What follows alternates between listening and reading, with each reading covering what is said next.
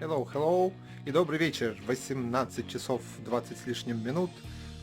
11 февраля 2024 года.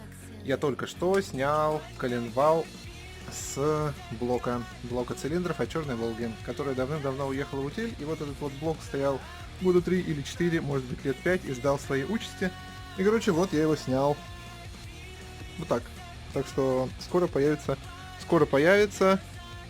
мотор. Этот мотор. Я его буду ремонтировать. В ближайшие несколько месяцев будут выходить видосики.